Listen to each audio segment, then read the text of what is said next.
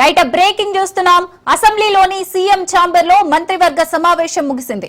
అసెంబ్లీలో ప్రవేశపెట్టే దాదాపు 13 బిల్లులకు ఆమోదం లభించింది. నాలా ఫీజు రద్దుకు సంబంధించి చట్టాలను సవరిస్తూ నిర్ణయం తీసుకుంది ఏపీ కేబినెట్. వైఎస్ఆర్ తాడిగడప మున్సిపాలిటీని తాడిగడప మున్సిపాలిటీగా మారుస్తూ నిర్ణయం తీసుకున్నారు. రాజధానిలో పెద్ద ప్రాజెక్టుల అమలుకు ప్రత్యేక వాహక నౌకల ఏర్పాటుకు ఆమోదం తెలిపింది. రాజధాని పరిధిలో గతంలో 343 ఎకరాల భూసేకరణ నోటిఫికేషన్ వెనక్కి తీసుకోవాలని నిర్ణయించింది.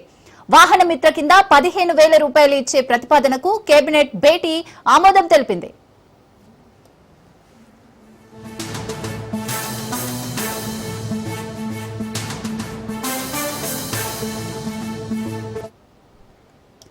రైట్, ఏపీ కేబినెట్ కి సంబంధించి మరిన్ని డీటెయిల్స్ వాసు అందిస్తారు. Vasu. Thank you Sirisagar. AP cabinet సమావేశం కూడా ముగిసింది. ప్రధానంగా చూసుకుంటే కనుక సీఎం ఛాంబర్ లోనే ఈ మంత్రివర్గ సమావేశం ముగిసింది. అసెంబ్లీలో ప్రవేశపెట్టిన 13 బిల్లుల అంశాలకు ఆమోదం చేశారు. అలాగే నాలా ఫీజు రద్దుకు సంబంధించి చట్టాలను సవరిస్తూ కూడా నిర్ణయం తీసుకోవడం కూడా జరిగింది. అయితే ఈ నాలా ఫీజు కారణంగా కూడా గ్రామీణ ప్రాంతాల్లో మరింతగా ఈ లేఅవుట్ పెంచేందుకు కూడా, అలాగే ప్రస్తుతం ఉన్న వాటిని క్రమబద్ధీకరించే అవకాశం కలుపుతుంది. అలాగే తాడిగడప మున్సిపాలిటీగా సవరణకు ఆమోదం తెలిపారు. రాజధానిలో పెద్ద ప్రాజెక్టు అమలుకు కూడా ప్రత్యేక వాహన నౌకల ఏర్పాటుకు ఆమోదం తెలిపారు. ఓటర్ల జాబితా తయారీకి సంబంధించి 3 తేదీలు ఖరారు ప్రతిపాదన ప్రస్తుతానికి ఏపీ కేబినెట్ ఆమోదం తెలిపింది. రాజధాని పరిధిలోని 343 ఎకరాల భూసేకరణ నోటిఫికేషన్ వెనక్కి నిర్ణయం తీసుకుంటారు. అయితే దీనిపైన ప్రధానంగా చూసుకుంటే కనుక ఈ 343 ఎకరాల్లో పలు వివాదాలు ఉండటం కారణంగా వెనక్కి తీసుకున్నారు. ఇక లిఫ్ట్ పాలసీ కింద చిన్న సంస్థల ఏర్పాటుకు భూముల కేటాయింపులకు ఆమోదం తెలిపారు. అట్లాగే ఏపీ జిఎస్టీ బిల్లు 2025లో పలు సవరణల ప్రతిపాదనలకు కూడా ఆమోదం తెలిపారు. వాహన మిత్ర కింద 15,000 రూపాయలు ఇచ్చే ప్రతిపాదన కూడా కేబినెట్ భేటీలు కూడా ఆమోదం తెలిపింది. అయితే ఇదే సందర్భంలో కూడా పలు అంశాలపైన ప్రశ్నలు లేవనెత్తే పరిస్థితి కూడా కనిపించింది. అయితే ఏదైతే ఈ కేబినెట్ లో సంబంధించిన పలు ప్రశ్నలకు కూడా ఆమోదిస్తూ ప్రస్తుతం అంటే సంబంధించిన వీటి ప్రశ్నలు కూడా ఆమోదిస్తూ ఏపీ కేబినెట్ నిర్ణయం తీసుకోవడం కూడా జరిగింది. ప్రధానమైన ఈ నిర్ణయాల్లో చూసుకుంటే కనుక ప్రస్తుతం దీనికి జిఎస్టీతో ఏపీ బీజేపీ నుంచి కూడా కొన్ని జిఎస్టీకి తీసుకోవాల్సిన నిర్ణయాల గురించి కూడా చెప్పడం కూడా జరిగింది. దీంట్లోనే ప్రధానంగా ఇప్పటికి ఇందాక అచ్చెన్నాయుడు మాట్లాడుతూ కూడా రాష్ట్రంలోనే పాడి పరిశ్రమను అభివృద్ధి చేస్తామని, పాడి రైతులకు ఎటువంటి ఇబ్బంది లేకుండా కూడా గ్రామ స్థాయిలో వెటర్నరీ అసిస్టెంట్ సేవలు ఇస్తున్నట్లుగా తెలిపారు. అలాగే ప్రస్తుతం ఏపీలో ఉన్న 293 వెటర్నరీ అసిస్టెంట్ సర్జన్ పోస్టులు ఖాళీగా ఉన్నాయని 253 పోస్టులకు భర్తీ నిర్ధారించారు. అట్లాగే పశు వైద్య విద్యార్థుల ఉపకార వేతనాలు యూజీకి 7,000, 10,000 నుంచి 10,500, పీజీకి మాత్రం 9,000 రూపాయలు పెంచినట్లు కూడా చెప్పారు. 2017లో 303, 2018 223 వెటర్నరీ డాక్టర్ పోస్టులు కూడా భర్తీ చేసినట్లుగా చెప్పారు. అలాగే గ్రామ స్థాయిలో 6,137 వెటర్నరీ అసిస్టెంట్లు పనిచేస్తున్నట్టుగా చెప్పారు. ఎక్కడ పశు వైద్యానికి ఇబ్బంది లేదని చెప్పారు. అలాగే ప్లాస్టిక్ నిరోధించాలనే అంశంపైన కూడా డిప్యూటీ సీఎం పవన్ కళ్యాణ్ కూడా దిశానిర్దేశం చేయడం కూడా జరిగింది. ఏదైతే ఈ కేబినెట్ అంటే ఈ మనకి అసెంబ్లీలో జరుగుతున్న కీలకమైన అంశాలను పరిగణలోకి తీసుకుని ఏపీ కేబినెట్ లో కూడా ఈ నిర్ణయాలు తీసుకున్నారు. Sirisagar. Right, thank you Vasu.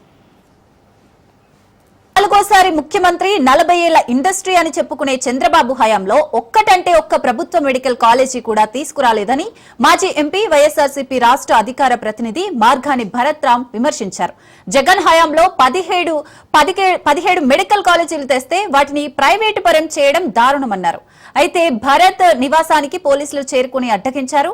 శాంతియుత ర్యాలీని అడ్డుకోవడాన్ని నిరసిస్తూ అక్కడే బైఠాయించడంతో పోలీసులు బలవంతంగా లాగేసి లోపలికి వెళ్లిపోవాలని తెలిపారు. దీంతో అక్కడ ఉద్రిక్త వాతావరణం నెలకొంది. ఇది చంద్రబాబు నిరంకుశ పాలనకు నిదర్శనమని భరత్ విమర్శించారు.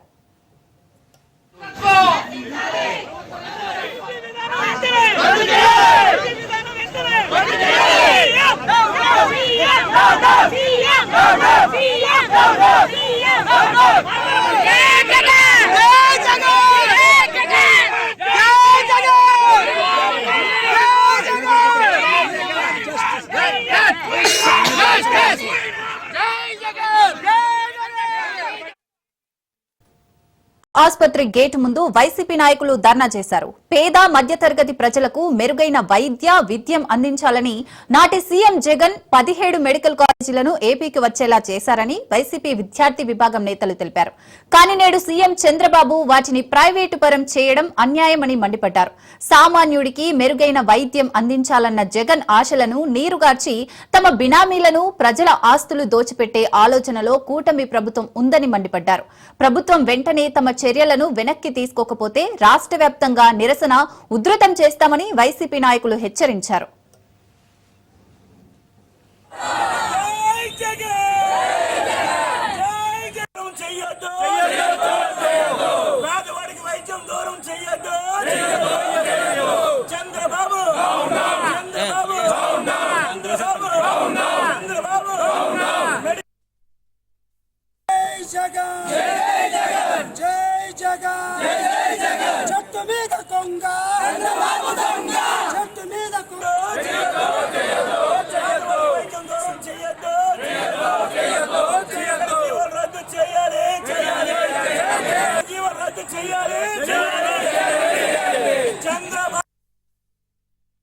ప్రజా సంఘాలందరూ కూడా గిరిజన సంఘాలవని, దళిత సంఘాలవని, బీసీ సంఘాలవని, అలాగే ప్రజా సంఘాలన్నీ కూడా రోడ్డెక్కి ఏదైతే పేదలకు వ్యతిరేకంగా తీసుకున్నటువంటి ఈ నిర్ణయాన్ని ప్రభుత్వం వెనక్కి తీసుకునే వరకు ప్రతి ఒక్కరు కూడా పోరాడాలని మీడియా ద్వారా ప్రతి ఒక్కరిని కూడా వేడుకుంటూ, ఇప్పటికైనా సరే కూటమి ప్రభుత్వం ప్రైవేటైజేషన్ నిర్ణయాన్ని వెనక్కి తీసుకోవాలని, వెనక్కి తీసుకునే వరకు వైఎస్ఆర్ కాంగ్రెస్ పార్టీ పోరాటం ఆగదు. ఈ కూటమి ప్రభుత్వం కాదు, ఇది పేదల బ్రతుకును కూల్చే ప్రభుత్వం. ఇది కూటమి ప్రభుత్వం కాదు, పేదల బ్రతుకులను కూల్చే ప్రభుత్వం. అదేవిధంగా ప్రశ్నిస్తాను చెప్పిన పవన్ కళ్యాణ్ ఈ అన్యాయాన్ని ఎందుకు ప్రశ్నించడం లేదు? అన్యాయం నిలదీస్తానని చెప్పిన పవన్ కళ్యాణ్. అలాగే జగన్మోహన్ రెడ్డి గారేమో ఆ రోజు ఆయన సెల్ఫ్ ఫైనాన్స్ 35 సీట్లు, అదేవిధంగా ఎన్ఆర్ఐ కోటకి 15 సీట్లు ఇస్తే మీరు అమ్ముకుంటున్నారు, మేమేస్తే 100 సీట్లు కూడా కన్వీనర్ కోటకి ఇస్తామని చెప్పారు. మరి 100 సీట్లు కూడా ఈ రోజు మీరు టెండర్ పెట్టబోతున్నారే. మరి ఎందుకు ఈ కన్వీనర్ కోట గురించి మీరు ఆ రోజు మాట్లాడారు? ఈ రోజుకి పవన్ కళ్యాణ్ గాని ఈ లోకేష్ గారు ఎందుకు మాట్లాడడం చెప్తున్నాం. ఇక్కడ ఉన్నటువంటి 4 నియోజకవర్గాలు కూడా ఇది ఎస్సీఆర్ ఎస్టీ ఉన్నటువంటి ప్రాంతం ఇది. మరి ఈ ప్రాంతంలో ఎక్కడో కేజీహెచ్ లాంటి దూర ప్రదేశాలకు వెళ్ళే అవసరం లేకుండా, ఎక్కడెక్కడో ప్రైవేట్ హాస్పిటల్స్కి వెళ్ళే అవసరం రాకుండా ఇక్కడ ప్రాంత ప్రజలందరూ కూడా పేదలే, గిరిజనులు లేదా దళిత వర్గానికి సంబంధించినటువంటి వాళ్ళు. మరి వాళ్ళకి మంచి జరగాలని ఇక్కడ ఒక మెడికల్ కాలేజీ మంజూరు చేస్తే గిరిజన ప్రాంతంలో ఉన్నటువంటి గవర్నమెంట్ మెడికల్ కాలేజీలు కూడా కబ్జా చేసి ప్రైవేట్ వ్యక్తి చేతిలో పెడుతున్నటువంటి దౌర్భాగ్య ప్రభుత్వం ఈ చంద్రబాబు ప్రభుత్వం అని సందర్భంగా ప్రజలందరికీ కూడా నేను తెలియజేయదలుచుకున్నాను. వైసీపీ ఆధ్వర్యంలో అల్లూరి జిల్లా పార్టీ ఆఫీస్ నుంచి మెడికల్ కాలేజీ వరకు ర్యాలీ చేపట్టారు. వైసీపీ నాయకులు, కార్యకర్తలు పెద్ద ఎత్తున భారీ ర్యాలీ తలపెట్టి చలో మెడికల్ కాలేజీ నిరసన కార్యక్రమం నిర్వహించారు. ఉమ్మడి విశాఖపట్నం జిల్లా వైఎస్ఆర్ కాంగ్రెస్ పార్టీ ముఖ్య నాయకులు, యువజన విభాగం, విద్యార్థి విభాగాల ఆధ్వర్యంలో మెడికల్ కాలేజీ వద్ద భారీ నిరసన చేపట్టారు. మెడికల్ కాలేజీల ప్రైవేటీకరణ అన్యాయమని కూటమి ప్రభుత్వంపై వైసీపీ ఎమ్మెల్యే విశ్వేశ్వరరాజు విమర్శించారు.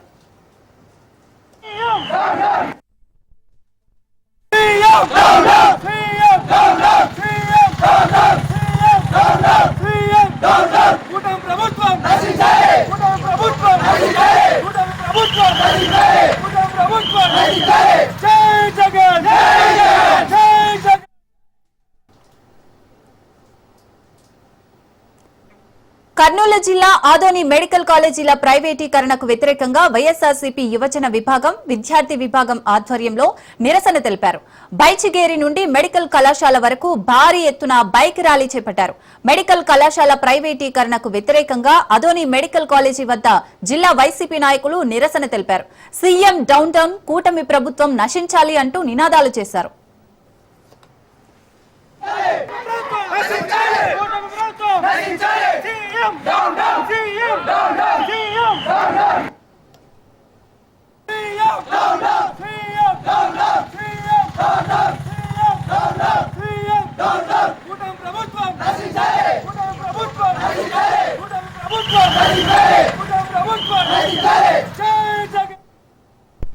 మెడికల్ కళాశాలల ప్రైవేటీకరణకు వ్యతిరేకంగా వైసీపీ శ్రేణులు రాష్ట్ర వ్యాప్తంగా ఆందోళన నిర్వహించారు.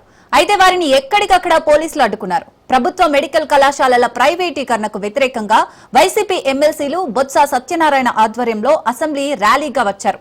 ప్లకార్డుల ప్రదర్శనతో ర్యాలీగా వచ్చిన వైసీపీ ఎమ్మెల్సీలను పోలీసులు అడ్డుకున్నారు. ఈ నేపథ్యంలో వైసీపీ ఎమ్మెల్సీలకు పోలీసులకు మధ్య వాగ్వాదం చోటు చేసుకుంది. దీంతో కొద్దిసేపు ఆ ప్రాంతంలో ఉద్రిక్త వాతావరణం నెలకొంది.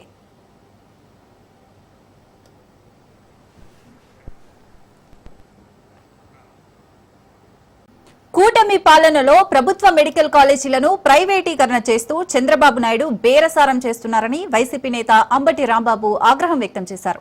పేద విద్యార్థులకు ఉపయోగపడాల్సిన మెడికల్ కాలేజీలను ప్రైవేటు వ్యక్తులకు దోచిపెట్టడం అన్యాయమని చెప్పారు. ఇవాళ రాష్ట్ర వ్యాప్తంగా 17 మెడికల్ కళాశాలల ఎదుట వైసీపీ ఆధ్వర్యంలో విద్యార్థులు నిరసన చేపడుతున్నారని చెప్పారు. పిడుగురాళ్లలో ఉన్న మెడికల్ కాలేజీలకు తమ నిరసన తెలియజేసేందుకు వెళ్తున్న క్రమంలో పోలీసులు హౌస్ అరెస్టు చేస్తున్నారని ఫైర్ అయ్యారు.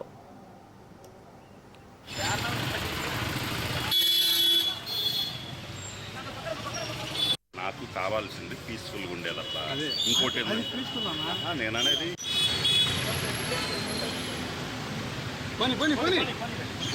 బ్రదర్ మీరు వెనక్కిరా బ్రదర్. హలో మీరు వెనక్కి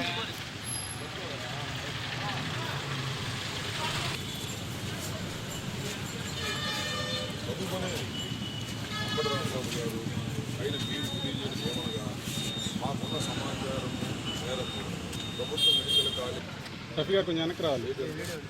రఫీ భాయ్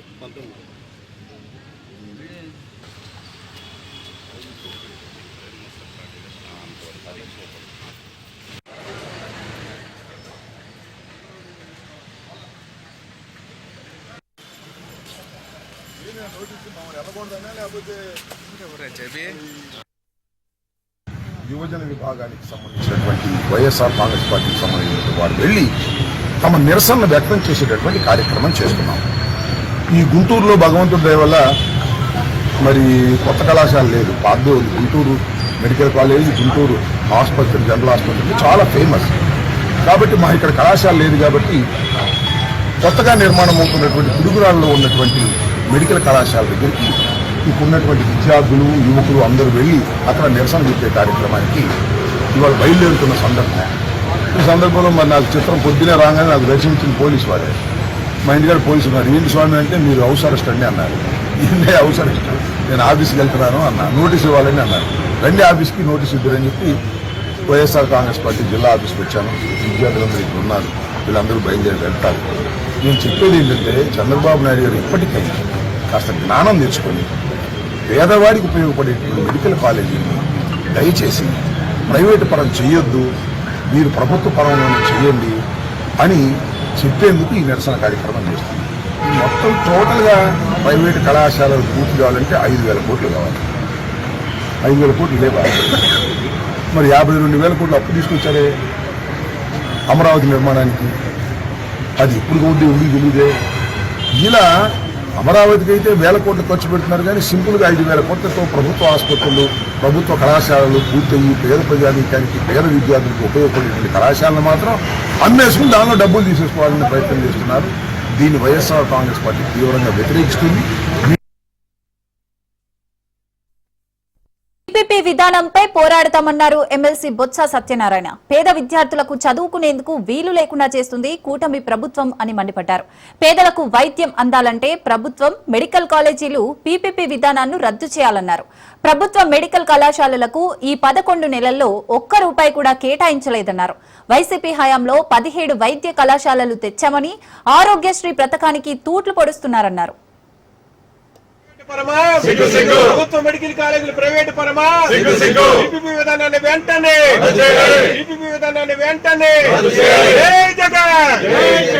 ప్రైవేట్ పరమా ప్రభుత్వ మెడికల్ కాలేజీలు ప్రైవేట్ పరమా.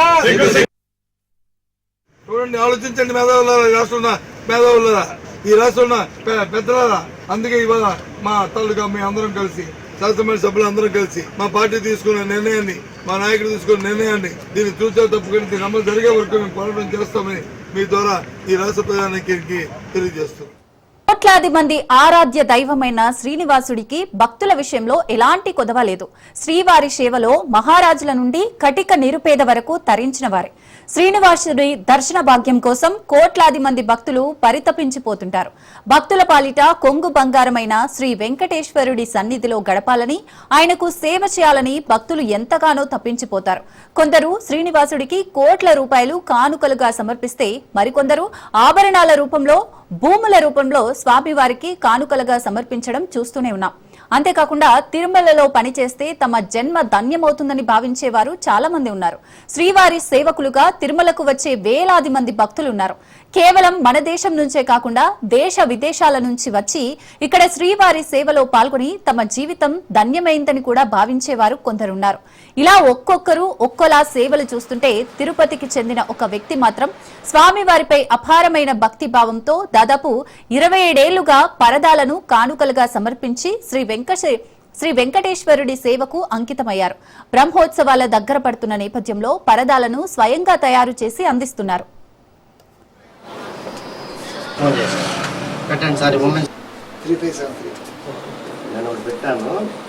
శుభ్రంగా నది స్నానం చేసే భద్రత వంటి వాటిని స్వాములు, వేద పండితులు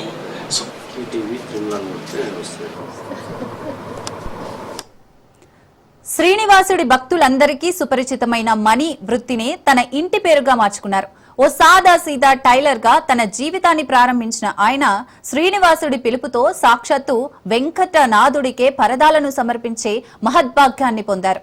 చిన్ననాటి నుంచి స్వామివారిపై అపారమైన భక్తిని పెంచుకున్న మణి వారంలో 3 రోజులు నడక మార్గం ద్వారా శ్రీనివాసుడి సన్నిధికి చేరుకొని దర్శన భాగ్యం పొంది ఆలయ ప్రదక్షిణ చేస్తూ స్వామివారి సేవలో తరించే అవకాశం ఇవ్వాలని ప్రార్థించేవాడు. చదువులో రాణించలేకపోయినా ఏదో ఒక వృత్తి చేసుకుని జీవనం సాగించాలని భావించిన మణి టైలరింగ్ వృత్తిలో అడుగుపెట్టి మంచి నైపుణ్యం సంపాదించాడు. ఈ నేపథ్యంలో 1999లో శ్రీ పద్మావతి అమ్మవారి ఆలయంలో హుండీ ఏర్పాటు చేసేందుకు మొదటిసారి అవకాశం దక్కింది. అక్కడి ఆలయానికి అనుగుణంగా హుండీని బట్టలతో తయారు చేశారు మణి. ఇలా అక్కడ అధికారుల మన్ననలు పొందారు. తర్వాత శ్రీవారి ఆలయంలో పరదాలు కుట్టేందుకు టీటీడీ అధికారుల నుండి మణికి పిలుపు వచ్చింది. ఆనాటి నుండి నేటి వరకు ఏడాదిలో 4 సార్లు కోయిల్ అల్వార్ తిరుమంజనంకు ముందు రోజు నాడు తయారు చేసిన పరదాలను టీటీడీకి అందిస్తున్నారు. ముందు పరదాలు సమర్పించడం జరుగుతుందని పరదాల మణి అంటున్నారు. 5 రకాల పరదాలు, 2 కురాలాలు ప్రతి ఏటా 4 సార్లు స్వామివారికి సమర్పించడం చాలా సంతోషాన్ని ఇస్తుందని అంటున్నారు. స్వామివారి గర్భాలయానికి ఆనుకొని ఉన్న కులశేఖర పడికి, రాములవారి మెడకు, జయ విజయ ద్వారాలకు 3 పరదాలు, స్వామివారికి మరో 2 కురాలాలు సమర్పిస్తున్నారు. పరదాలను కోయిల్ అల్వార్ తిరుమంజనంకు ముందు వచ్చే సోమవారం నాడు సిద్ధం చేసుకుంటాడు. అనంతరం కాలిపాటక తిరుమలకు చేరుకొని పవిత్ర పుష్కరిణిలో స్నానమాచరించి వరాహస్వామి దర్శనం చేసుకుంటారు. మంగళవారం నాడు జరిగే కోయిల్ అల్వార్ తిరుమంజనం నాడు స్వామివారికి పరదాలు, కురాలాలు అందించడం ఆనవాయితీ అంటున్నారు మణి. అంత స్వామివారే నడిపించి తనకు ఈ భాగ్యాన్ని కల్పిస్తున్నారని చెప్తున్నారు. ఎన్నో జన్మల పుణ్యఫలంతోనే స్వామివారికి సేవ చేసుకునే భాగ్యం కలుగుతుందని, తన ప్రాణమున్నంత వరకు స్వామివారి సేవలోనే గడుపుతానని పరదాల మణి అంటున్నారు.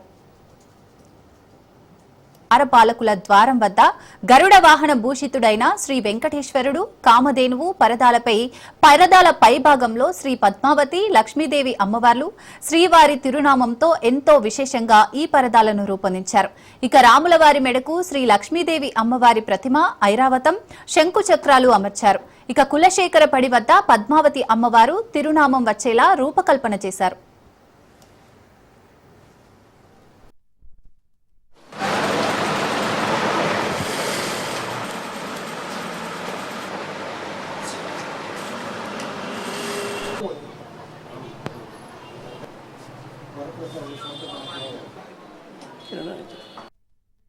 పాదాల చెంతనే పుట్టే వరం ఆ తండ్రి నాకు జన్మించాడు. అన్ని రంగాల్లో నాకు తోడుండి నా కుటుంబానికి, నా వ్యాపారానికి, నా ఆరోగ్యానికి సర్వము ప్రాణదాత నా తండ్రి శ్రీనివాసుడు. అలాంటి తండ్రికి ఈ సేవ చేసే భాగ్యం కలగడం నా తల్లిదండ్రులు చేసిన పుణ్యఫలముగా నేను భావిస్తున్నాను.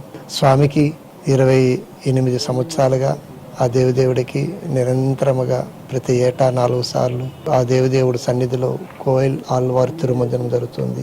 ఇది వేల సంవత్సరాలుగా జరుగుతున్న అత్యంత పవిత్రమైన ఒక సాంప్రదాయమైన ఒక కైంకర్యం.